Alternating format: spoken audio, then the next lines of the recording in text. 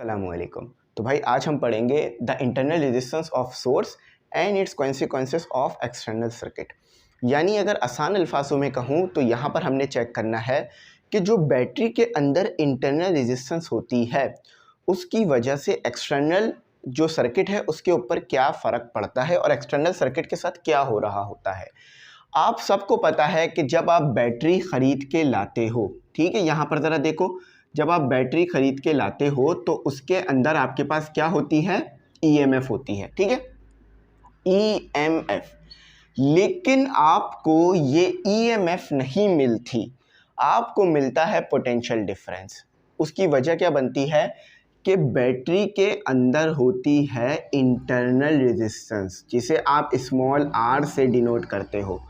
तो फिर जो आपका ईएमएफ होता है, यानी यहाँ पर जो ईएमएफ आ रहा होता है वो आपको ईएमएफ मिलने के बजाय वो आपको पोटेंशियल डिफरेंस मिलता है। क्या मिलता है आपको? पोटेंशियल डिफरेंस, जिसे आप पीडी कहते हो। बात समझ आई? अब हो क्या रहा होता है ये बताता हूँ। भाई आपने देखा है कि आप आईफोन जब खरीदते हो तो उसके ऊपर 100% बैटरी होती है, बैटरी हेल्थ 100% आती है ना। खरीदा होगा इंशाल्लाह, अगर नहीं खरीदा तो खरीदोगे। लेकिन जब आप कुछ टाइम तक यूज़ करते हो तो फिर वो बैटरी हेल्थ 100% नहीं रहती, कम हो जाती है, 88, 70 या इसके करीब करीब जाती रहती है। अब इसकी वजह क्या है? जैसे जैसे आप बैटरी को बार बार चार्ज करते हो उसकी, आईफोन की, तो क्या होता है, बैटरी हेल्थ गिरती रहती है और फिर आपका जो इंटरनल रेजिस्टेंस है वो बढ़ती रहती है। तो इंटरनल रेजिस्टेंस की वजह से बहुत ज़्यादा फ़र्क पड़ रहा होता है आपके मोबाइल पर। तो इसी चीज़ को तो यहाँ स्टडी करना है। अब सबसे पहले तो देखो, यहाँ पर पॉइंट्स लिखते जाओ, बुलेट्स जो मैं बताता जाता हूँ। भाई देखो, इंटरनल रेजिस्टेंस को हम लिखते हैं स्मॉल आर से। इंटरनल रेजिस्टेंस किससे लिखते हैं हम इसे? स्मॉल आर से। कैपिटल आर कभी भी नहीं बनेगा। इसकी वजह यह है कि ये बैटरी के अंदर है, बाहर नहीं है, ठीक है। ये हो गया आपका पॉजिटिव टर्मिनल, ये हो गया आपका नेगेटिव टर्मिनल। करंट हम फ्लो करा रहे हैं यूं, यानी कन्वेंशनल करंट लिया है, ठीक है, कन्वेंशनल करंट। ये बात ज़रा याद रखना। और ये आपका हो गया कोई भी ओम्स लोड हो गया, ठीक है। अच्छा, अब ज़रा यहाँ पर देखो, मेरी एक और बात सुनो। जैसे जैसे आप चार्ज करते रहते हो अपनी बैटरी को, इंटरनल रेजिस्टेंस बढ़ती रहती है। तो यहाँ पे लिखो, when you charge your source या बैटरी, सोर्स और बैटरी, इंटरनल रेजिस्टेंस इंक्रीज, ठीक है। ऐसा नहीं होगा कि एक ही बार चार्ज करोगे और बढ़ जाएगी, थोड़ी सी बढ़ेगी, थोड़ी थोड़ी कर कर इतनी बढ़ जाएगी कि फिर आपका सर्किट पे वो आने लगेगी नज़र के अब आपका सोर्स सही काम नहीं कर रहा होगा।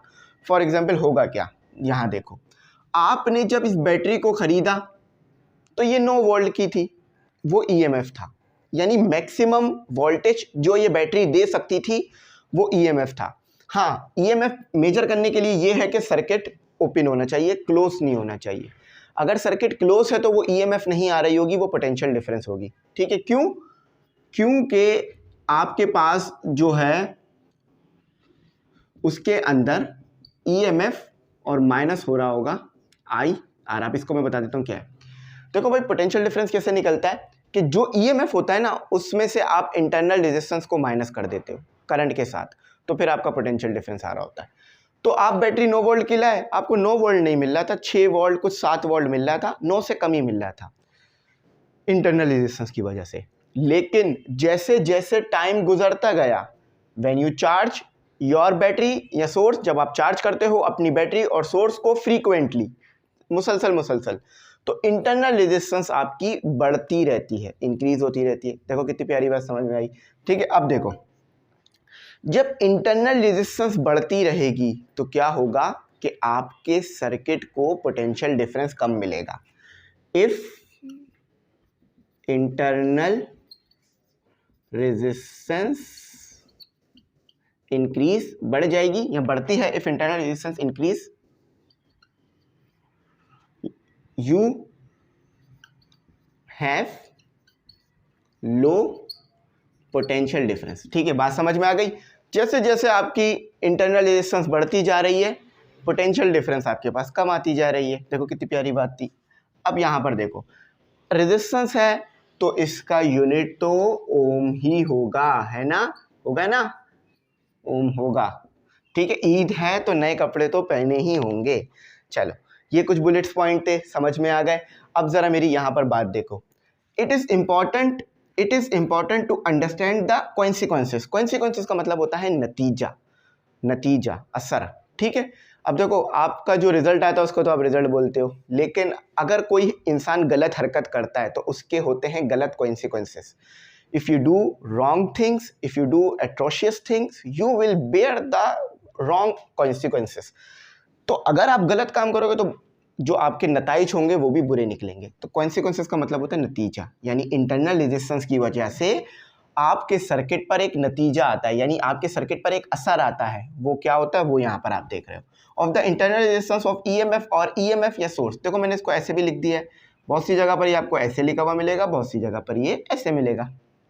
सच एज बैटरीज, प्लूरल है। ठीक है, internal resistance affect the performance of EMF source by reducing the potential difference across the external circuit components। कितनी सिंपल सी बात है कि जैसे जैसे इंटरनल रेजिस्टेंस बढ़ रही है आपका पोटेंशियल डिफरेंस कम होता जा रहा है। जब आपका पोटेंशियल डिफरेंस कम होता जा रहा है तो आपके सर्किट को पोटेंशियल डिफरेंस कम मिल रहा है। फॉर एग्जाम्पल आपने खरीदा आईफोन जब आप स्टार्ट में लाए तो जब आप बैटरी को चार्ज करते थे तो वो 10 घंटा चलता था। थोड़े टाइम बाद आप उसे फुल चार्ज करते हो, यानी जब स्टार्ट में आप फुल चार्ज करते थे तो वो 10 घंटा चलता था। अब 10 घंटा चलता है यानी ये मुझे नहीं पता, लेकिन मैं अंदाजन बता रहा हूँ। ठीक है, तो वो 10 घंटा चलता था, लेकिन 1 साल बाद, अब इस 1 साल के दौरान आपने बहुत बार उसे चार्ज किया होगा ना, तो उसकी वजह से क्या हुआ, बार बार चार्ज करने की वजह से उसकी इंटरनल रेजिस्टेंस बढ़ती रही। तो अब जब इंटरनल रेजिस्टेंस बढ़े जा रही है तो अब वो 10 घंटा नहीं चलेगा, अब वो चलेगा 8 घंटा, 7 घंटा, 4, 5 इस तरह से करेगा, 10 नहीं चलेगा। समझ में आ गई बात। अब एक्सटर्नल सर्किट, यानी जो एक्सटर्नल सर्किट है उसको पोटेंशियल डिफरेंस कम मिल रहा है, जब उसको कम मिल रहा है तो वो कम चल रहा है। बात बहुत क्लियर हो गई है। चलो अब देखो, इंटरनल रेजिस्टेंस के बढ़ने से एक और चीज भी होती है, इंटरनल रेजिस्टेंस की वजह से एक चीज और भी होती है, इंटरनल रेजिस्टेंस जनरेट हीट। अब होता क्या है भाई, देखो जैसे जैसे रेजिस्टेंस बढ़ेगी, आप अच्छी तरीके से जानते हो कि जैसे जैसे रेजिस्टेंस बढ़ती है आपके पास हीट भी ज़्यादा जनरेट होती है।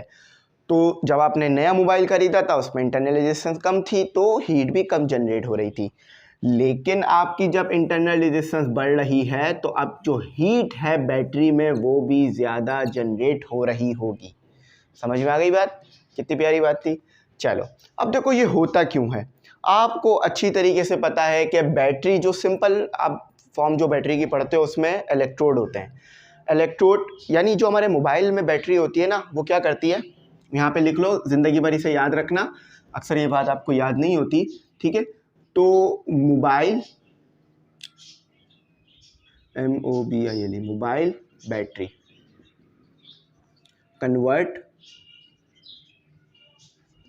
Converts chemical ENERGY energy into electrical energy. याद रखोगे बात जिंदगी भर, इलेक्ट्रिकल ENERGY।